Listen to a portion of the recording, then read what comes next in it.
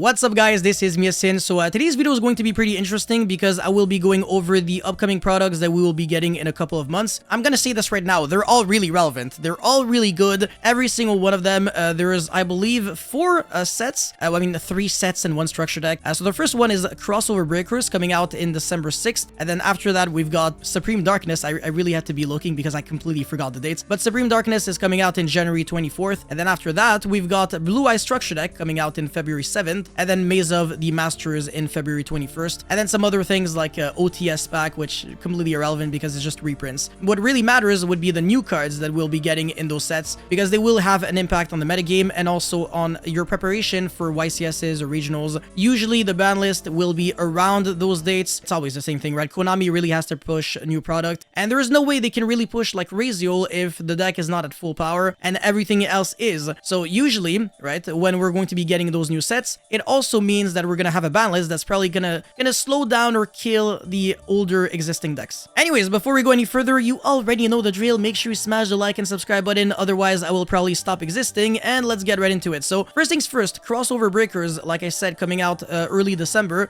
It's a set that introduces 3 new archetypes into the game. The first one is Raziel, the second one is Maliss, and the third one is Ryui or Apogeosis. I'd rather call it Apo, but very ugly name and a very ugly deck as well. Which is, I mean, it's a very good reason why I have never showcased these cards on my channel yet. Anyways, the Raziel deck is the deck that is the most hype at the moment because it is a rank 4 turbo deck, which usually is not super great, but it is an extremely consistent, very linear, very repetitive rank 4 turbo deck that doesn't really lose to like any hand traps in particular. It doesn't lose to Shifter. As a matter of fact, they can play Shifter themselves. I think you've already guessed it, but next format has a very high likelihood of being a Shifter format. So again, that's one of the reasons why a lot of the, I guess, old decks are no longer seeing too much play in the OCG, just because everything is nerfed to death, and the newer decks, they're all super resilient, even though they're not super explosive. I'm gonna tell you this right now, Raziel, the ceiling level, not the highest. You're not making unbreakable boards. As a matter of fact, usually one board breaker kind of takes care of like most of the board. Like you can use Ultimate Slayer and send like an aggregator, bounce back the detonator, and then aggregator negate the field spell, and that pretty much shuts down like all of their interruptions on the spot. It's insane. It's absolutely cracked. The deck is also very good at playing like 20 non-engine or like even more potentially, and it has a lot of 1-card starters and not a lot of bricks. But at the current moment, from what we have confirmed in crossover, what is confirmed at 100%, there you go, is the fact that the deck is not looking super consistent when we'll be getting it in Crossover Breakers, because we only have a maximum of 15 1-card starters. So yeah, Ice Raziel, 1-card starter, Thawed Raziel, they changed the name, okay. And then we've got the X Raziel, as well as Bonfire, because that can search your deck for the X Raziel as well as the Ice Raziel. And by the way, this deck also does not lose to Droll, because if you Droll on the Bonfire, you're searching Ice, which then special summons a monster from deck, and then you can make Detonator pass, which is 2 interruptions through Droll and Logbird. So again, all the small hand traps, they're not good. Nibiru, not good. Honestly, very little is good. It's probably going to be a board breaker format just because of that. And like I said, there's these 4 1-card starters, so you're playing 3 of them. And you're going to have to play Small World if you want to play Raziel on release, because we are still missing 7 Tachyon, at least for Crossover Breakers, but that card is coming out later on. So yeah, what do I think of Raziel? Well, for Crossover Breaker format, I don't think it's going to be completely dominating, just because I think Tenpai is the better deck at abusing a bunch of non-engine cards and still being overall more consistent than this deck. So I think Raziel is still a good pick, but it's just going to be like a very good rogue deck or a very mid-meta deck. Maybe I'm wrong, and I want to be wrong actually. So, but YCS Anaheim will feature this deck, so keep an eye out on Raziel. And also, again, from the very same set, we have the Maliss and the Ryui decks. So Maliss can only play 11 1-card starters, which is a little less relevant because they can also have a bunch of 2-card combos, so it's kind of fine. You can draw like the bad Maliss monsters and like a Bestial, and that still gets you to your Link 3s, which is fine. So yeah, White Rabbit, Dormouse, the Field Spell, you're playing 3 copies of each of these cards, so 9, and then 1 Terraforming, 1 Gold Sark, so that's only 11 starters. Again, very low in a 40-card deck, unfortunately. So again, maybe Tenpai Dragon is still a better deck at the current moment, but in the future, this deck is going to be much better, especially if everything gets nerfed. But again, this is another one of those Shifter decks, a deck that can abuse Bestials like there's no tomorrow, and you can also play Dominus Impulse in this deck, whereas In the Raziel deck, you cannot play any of the Dominus cards, but you can still main deck the Molchemy cards really well because they're level 4 monsters. Potentially, you might even want to play the Sakitama, the level 4 spirit monster that can normal summon itself. It's a cool card that we've also seen in Exorcister and Mathmech. Maybe it's going to make sense in this deck. I mean, it's very similar to Mathmech. Look at this card. That's basically circular for you, right? But yeah, the Malice deck is really cool. It's also kind of similar to Mathmech because it's a Cybers deck. Link climbs. And they can make a bunch of nasty Link monsters using like only 1 or 2 cards. So yeah, I really believe in this deck. I think it's one of the better picks, but unfortunately the consistency issue can be a problem. But again, you can't always look at things with like the mindset of, oh, 1-card combo is not enough, blah, blah, blah, because you also have other ways of getting your stuff going. Allure of Darkness can draw you 2 cards, and then you banish a monster, and then that triggers, and then you got your Bestials, which are extenders, etc. This deck, like I said, very, very, very good at abusing Bestials because every single one of your Malice monsters, they revive themselves back when they get banished. So there's literally a benefit off of using Shifter and off of banishing your own cards with the Bestials. That's again the reason why this deck can play 20 non-engine just like Raziel with less starters and more weird cards, and it also has to play like chop cards in the main deck, which is fine because they're actually really fast. You can use them right away during the turn they're set. So I think this deck has a lot of potential, and I would also keep an eye out on this deck because in the OCG at the moment, Raziel is like at 40-something% representation and top cut, and Malice is like 11-something%. So it's the second best deck right after Raziel, but Raziel is fully dominating the OCG. The third deck from Crossover Breakers is Ryugi, which is not really a deck, but rather like an engine. And honestly, almost every single card is cheeks to draw, like really bad. They're all kind of garnets, but there are two cards that are really good to draw, so you're playing 3 of them. Guangba, Luminous, Apogeosis of Starforge. Obviously, the name is going to be different because it's also going to turn into Ryugi. Something like that, I forgot, but it's a Ritual Dragon, so you've already guessed it. Since it gets your stuff going, you get to search it with Skull Guardian. That means that it is an engine that is especially seeing play in Voice's Voice. But Voice's Voice has historically always been a mid-range deck and not a combo deck. So if you start playing these cards in your deck, yeah, sure, you're going to make nasty boards. You're going to be even more explosive through interruptions. The issue is that you're going to start playing a lot of bricks, and you're going to be playing way less hand shops. So it's really up to you if you want to play some bad cards in your deck just to make your deck more explosive. It really does feel win more. In the OCG, most Voice's Voice builds that are doing well, because this is a top tier deck in the OCG, very good, they are not playing this engine. It just plays so many bricks that it just no longer is worth it. But I guess you could side these cards in when you know for a fact that you're going first. And there is also another card that I think might be like a generic staple. This one is Ascension Gate of Wyrmhers. So it's very similar to Dimension Fisher, but it's one-sided, kind of. It's a continuous effect that reads, any monster sent from the field to the graveyard during your opponent's turn only is banished instead. So on your own turn, you're free to do whatever you want, and on your opponent's turn, the monsters sent from the field to the grave are banished instead. So it can be really annoying against like Snake Eyes, Fire King, etc. It's overall a really good card, and you can search it with the Ryugi monster. It's a good card. I don't really know what else to say. Anyways, moving forward into the Supreme Darkness set, which, by the way, again, is going to be released on January 24th. That is just in time for a bunch of YCSs, so you will be seeing a lot of these new cards when we'll be getting the set. And by the way, the set is also not fully revealed yet, so we still have a couple of new cards to come. So we've got the Arcana Force cards, which I think are pretty nasty, but I don't think anybody's going to play the Arcana Force deck because almost every single one of them are bricks. The only ones that are really good would be Arcana Force 15, the Fiend, that can search Light Barrier, which is relevant. And if people can start figuring out super consistent combos that can turbo out the world, that is basically going to be an FTK. This is only really relevant if you're playing like Arcana Force, otherwise it kind of sucks. And I do remember people playing this in like a Danger Turbo FTK deck where they were skipping their opponent's turn and then killing right after. It's really nasty but very dangerous. Loses to basically every single hand shop that you can think of. You hold your Imperm for this card, the game's over. There is a new Arcana Force monster that makes it so that when you summon your Arcana Force monsters, your opponent cannot activate cards or effects in response. So you can beat Imperm Veiler because every single one of your monster, it has an effect on the summon. So your opponent can literally never negate your stuff. It's honestly really terrifying. And usually this deck is very RNG. You need to be lucky to get the effect that you want. But with a card like Light Barrier, you always choose the effect that you want without having to toss a coin, which is the main reason why this engine is, or at least these cards, are really terrifying. So again, I would still keep an eye out on the new Arcana Force cards. just because someone might figure out like another Danger Arcana Force deck. I really doubt it, but another wave of support for the hero deck from Supreme Darkness. They're not super insane, but Evil Assault is a decent card, so again, keep that in mind. It's going to be a little boost for the hero deck, but nothing super extraordinary. The hero deck is kind of like a 45 card deck with a bunch of 1-ofs and 2-ofs. It's like one of the weirdest concoctions in the world. It's super difficult to play, and also even harder to deck build, and nobody agrees with each other on which cards they should be playing. Should they play Fusion Destiny or not? How many copies of Evil Assault and the other hero cards?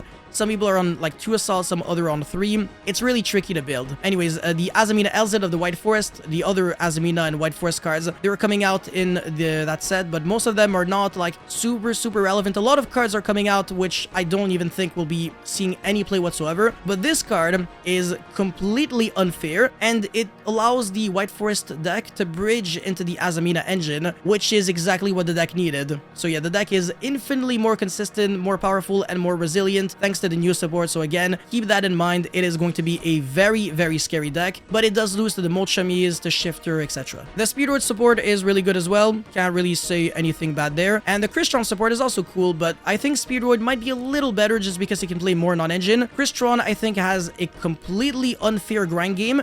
It is very good into trap decks because you have so many Omni Negates, so many ways of destroying cards on the field, and the deck is just really annoying to beat, and it doesn't lose too hard to Shifter because you also have a lot of recursion from the Banished. I don't think Crystron is going to be a top tier deck, and also don't think that Speedroid is going to be top tier. These two decks are going to be solid rogue decks, so just keep that in mind as well. The Tenyi support is also very good. That's going to be really nice for Sword Soul, and there is a level 8 synchro that can search your deck for any field spell. Well, I mean, the new Tenyi field spell can search for Vessel for the Dragon Circle. Hold on a second. Vessel for the Dragon Cycle, and Heavily Dragon Circle, which can search Arch Nemesis Protoss. So Sword Soul just got like much better, and I think this wave of support is really good. But again, Sword Soul is still Sword Soul, so without a ban list, I don't think it's going to shine too much. The Gladiator Beast support from Supreme Darkness is also very good, and maybe there's going to be more in stock, so we never know. I mean, I unfortunately can't really show it on EDR Pro because their cards are not out. And that's it for Supreme Darkness at the current moment. I might be lying. These cards are not in Supreme Darkness, actually. Oh, no, never mind. Saint Azamina is, and it is a potential super poly target. Very good card. And also, Twins of the Eclipse is going to be very good support for Raziel, and it is also in Supreme Darkness. Really have to mention that because this card, when you foolish it with the X Raziel, it is pretty much a monster reborn for one of your rank 4s in the grave. Super unfair. So yeah, that's also really good support because the other Malice and Apple Dracosa support from Supreme Darkness, it doesn't really change too much, but Twins of the Eclipse really does. Now, after the Supreme Darkness set, we have the Blue Eye Structure deck on February 7th. There we go. I kind of forgot again, so I had to double check. But we have a very consistent deck that can be played as a mid-range or a hardcore combo deck. You can play upwards of 15 1-card starters without having to play the awkward cards like, I don't know, a Small World and stuff like that. But you can play Neo Kaiser Seahorse, you can play Maiden of White, Prayers with Eyes of Blue, Bingo Machine, and Savior's Eyes of Blue. So you're maxing out all these cards as 3-ofs. And all of them are pretty much full combo because Bingo Machine searches Prayers with Eyes of Blue, and then Sage and Maiden of White, exact same thing. And Neo Kaiser Seahorse is also kind of like the same thing, but the sequencing is different. And yeah, this deck is very explosive, very resilient as well. It doesn't lose to like Veiler Imperm. It does lose to Shifter, unfortunately, but you can still kind of guarantee one Sage with Eyes of Blue through Shifter, depending on what your hand is. So it's not like the end of the world. You do have some decent recursion. You don't have to play too many bricks. I honestly think that Blue Eyes is probably better off as a control deck, because maybe a mid-range deck, because then you can play like 18 hand shops, 15 1-card starters, a couple of combo pieces, and you can stop your opponent when they go first. And when you go first, you make a bunch of spirits, and then you tag out into like the level 12, the Crimson Dragon. You got some Omni Negates. You can do some cool things, but the deck does lose to Board Breakers significantly harder than it loses to hand shops. Super Poly, Dark Ruler, Forbidden Droplet. These cards will be really annoying against you unless you can summon Magia, which requires 2 to 3 bricks in your deck.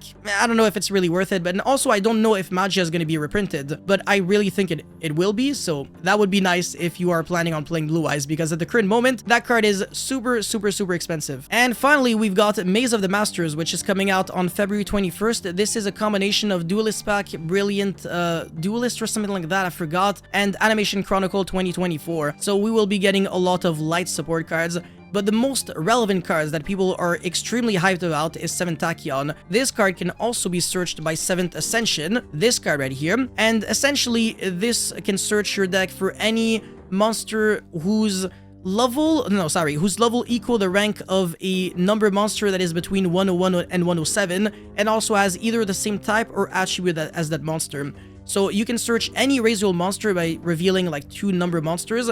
So you gotta play like Archfiend Seraph and like the Battling Boxer monster, I think, which is fine, but you still gotta buy these cards right now if you don't want to be too late to the party. And this card can also be used in a bunch of other decks. It's overall an extremely good card, and there is like no real drawback other than the fact that you're locked under Xyz only for the start of the turn, which obviously does not matter in Raziel, and it doesn't matter in the other deck that can play it, which is the Tachyon deck, or Galaxy Eyes, Photon, whatever. But the Tachyon deck is also another very solid tier 1 strategy, or I guess like rogue strategy, but like good rogue. It can play Shifter, it can play a bunch of hand traps. It's really reminiscent to Tenpai, but it's less consistent because you got so many one-card combos. You just like Regeki, Dimension Shifter, and then you go Schwarzschild, summon like the Tachyon, you make Draglubion into Newmount Dragon, and then one-punch man your opponent, and there you go, you win the game. Or you can also play it as an actual combo deck, so you go first, and then you make a bunch of negates in the Galaxy Eyes deck. I've made a bunch of combo videos and deck profile on the deck, by the way. It's really nice, I really recommend checking it out. And the new support is incredible in the Galaxy deck, in the Tachyon deck, everything. There's just so much room for innovation with these cards. And another deck that I think is extremely good, very underappreciated and underexplored, is the ABC deck featuring the new support. So X Cross Cannon, Y Year Dragon Head, and Z Zillion Tank. I think that's the name of the cards. They're insanely good. X Cross Cannon is a new one-card combo for the deck. These new cards also make Union Hanger much better than it was before, but I don't know if the deck is going to be that great without Beatrice, because without Beatrice, you might start losing to Nibiru now if you only have your one-card combos, but if you have 2-card combos, then it's fine. And I think this deck is overall very consistent. You get to play billions of starters, and you can also play Small World in this deck very easily with the Fiendsmith engine, because you're locked under only being able to use, or I guess special summon light monsters from the extra deck when you use the effect of your X, your Y, and your Z. But the Fiendsmith cards are all light, so you can still make DSE Ray and stuff like that, which is really cool. And if nobody plays Nibiru, then this deck really has nothing to be afraid of, because it doesn't really lose to the other hand traps, honestly. The new Trickstar monster is also very interesting, Trickstar Aqua Angel, because it is also always treated as a Marincess card, which means that it's double support. But I think the Marincess deck is better than the Trickstar deck, because you can search this, and then you can either use it as a link material and then look at your opponent's hand, and also all the face-down cards they control, which is cool. Or you can use it as a material for Bahamut Shark and then summon Toad. So honestly, this card's really nice. I've got also no complaints about this card. Singularity Fiend, a new hand shop that you can play coming out in Maze of the Masters. Again, same set. This one, it's a Dark Fiend with 0 attack, 0 defense, so it is playable in Ubel. And when your opponent special summons a monster, you can discard this card and one spell, destroy that monsters. So your opponent can pendulum summon 5 monsters, and then you discard Singularity Fiend and any spell, you destroy all of them in one shot. It's basically a torrential tribute. It's not too bad. It's a hard once per turn. There's issues behind playing a card like this because you also have to discard a spell, so unless you're playing this in like Runic or something, maybe it's not super ideal, but it is the very first time that we have a hand trap that can destroy a bunch of monsters summoned in one shot. Nibiru doesn't count. Gimmick Puppet, Fiendish Knight, very nice support for a Gimmick Puppet. The deck is much more consistent and much more able to FTK now with this card. It creates a bunch of new lines for the 2-card combos that the deck didn't necessarily need before, but now, because of the ban list, there are some lines that are a little awkward. Ancient Gear Statue, cool for the Ancient Gear deck. I looked into it and it's a good card. Allure Dance, this can be nice in the White Forest deck, but it's not needed. It allows you to search the Chaotic Allure Queen, which can get you to the Buster Lock, etc. And it's also a card that you can just pitch, and it has a nice Soul Charge-esque effect. And finally, we've got Duke of Demise, which is a fusion monster, and requires 2 Fiend and or Zombie monsters, so it's really just a super poly target. The effect is not bad, but it's not like anything insane. But yeah, that's it for the upcoming products that we're going to be getting, especially in 2025. Crossover Breakers is coming out in like a month and a half, so you will be seeing a lot of Raziel, Maliss, and Ryugi relatively soon, but they're not going to be taking over just because they're not going to be consistent enough. But over time, we're going to be getting even more starters that's going to make Raziel even better. 7 Tachyon is going to be huge because it means that you can also play 7 Ascension that can search Tachyon, which means that you get 6 extra starters in your deck, so you don't have to play Small World anymore. So you're going to have like 18 starters, or 21 if you also play Small World, and then you can play like 20 hand traps, So yeah, you're playing a very safe deck into the field. So I think it's a really good, it's going to be a really good meta call once we get Maze of the Masters, which again will be in February 21st. But yeah, that's it for this video, guys. Thank you so much for watching. Don't forget to like and subscribe, and I'll see you guys very soon. Peace.